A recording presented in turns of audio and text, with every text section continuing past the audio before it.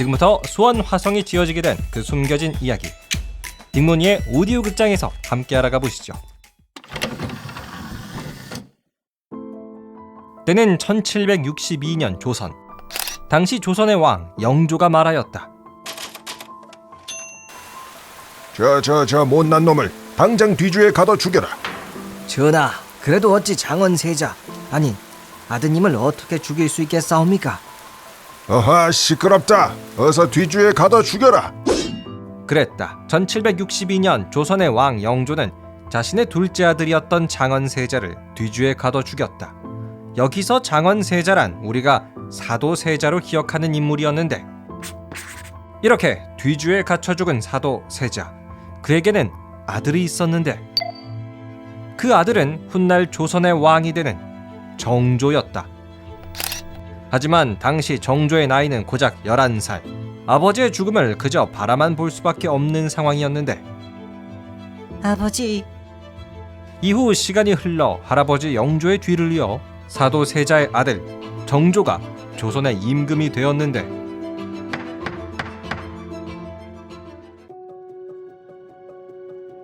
경아드리옵니다, 전하.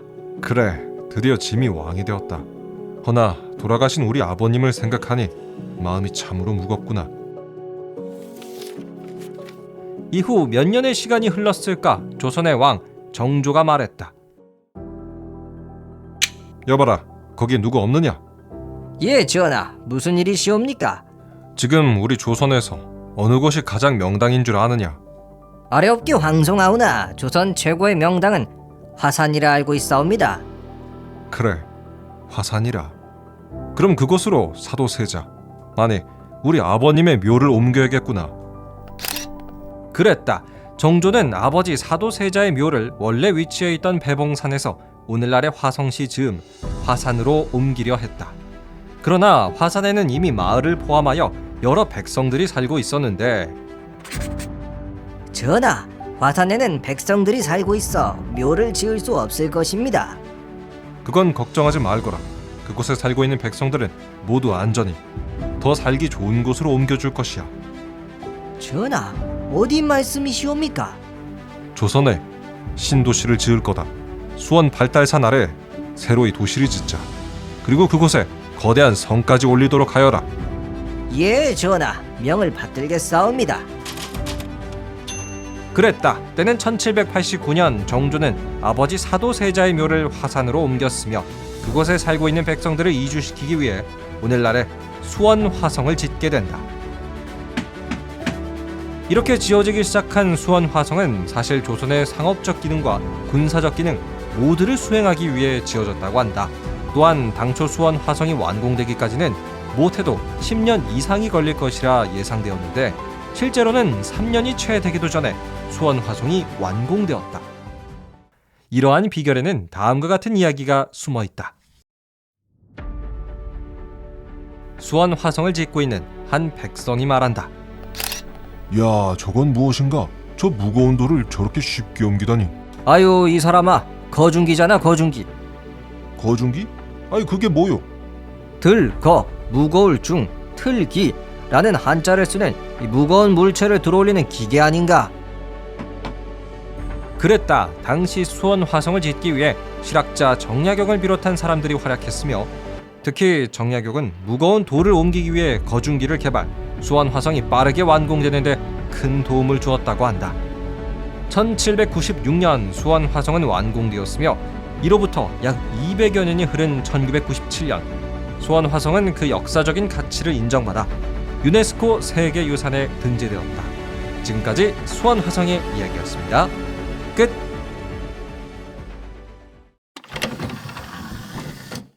네, 지금까지 여러분과 또 수원 화성이 지어지게 된 그 계기를 알아봤는데요. 수원 화성은 정조의 효심과 또 신도시 프로젝트, 이렇게 정리해 볼 수 있을 것 같습니다. 여러분은 수원 화성에 가보셨나요? 사실 제가 수원에 살고 있어서 꽤나 많이 지나쳐 갔던 기억이 나요. 자, 조금 더 자세히 소개를 해드리자면요. 수원 화성은 5.7km 길이의 성벽으로 삥 둘러싸여 있는 성의 형태를 띠고 있고요. 그리고 이 성벽이 약 39만 평 정도를 에워싸고 있어요. 그리고 수원 화성의 출입문은 크게 총 4개가 있죠. 북쪽에 장안문, 여기가 정문이고요. 남쪽에 팔달문, 동쪽에 창녕문, 서쪽에 화소문, 요렇게 있습니다. 자, 그럼 마지막으로 여러분이 써먹으실 수 있는 지식 하나 준비해 왔습니다. 수원 화성의 비밀 딱 한 가지만 준비해 왔는데요. 경복궁이나 창덕궁 이런 곳에는 없지만 수원 화성에 존재하는 비밀이 있어요. 바로 성문을 이중으로 방어하는 시설, 즉 옹성이 존재한다는 건데요. 여러분, 경복궁의 광화문 한번 떠올려 보시겠어요?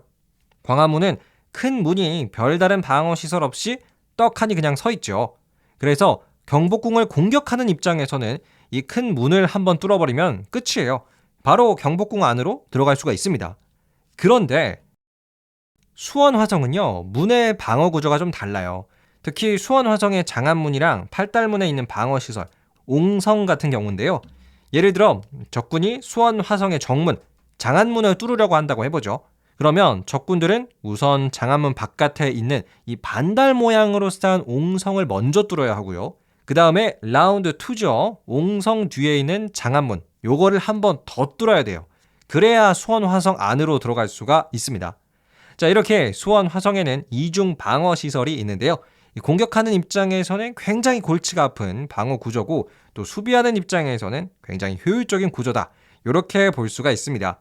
그래서 여러분 지금 수원 화성에 직접 가보시면요, 확실히 경복궁과는 문의 구조가 다르구나, 문이 이중으로 연달아서 존재하고 있구나 라는 걸 확인하실 수가 있을 거예요. 그래서 수원 화성에는 이런 옹성, 이중 방어 구조가 있다는 사실을 알고 가시면요, 수원 화성이 조금 더 멋있게 보이실 겁니다. 자, 그럼 오늘의 역사 이야기는 여기서 마무리하도록 할게요. 오늘도 함께 해주셔서 감사드리고요. 재밌게 들으셨다면 팔로우와 하트 꼭 눌러주세요. 지금까지 역사와 함께하는 딩몬이었습니다. 감사합니다. 안녕히 계세요.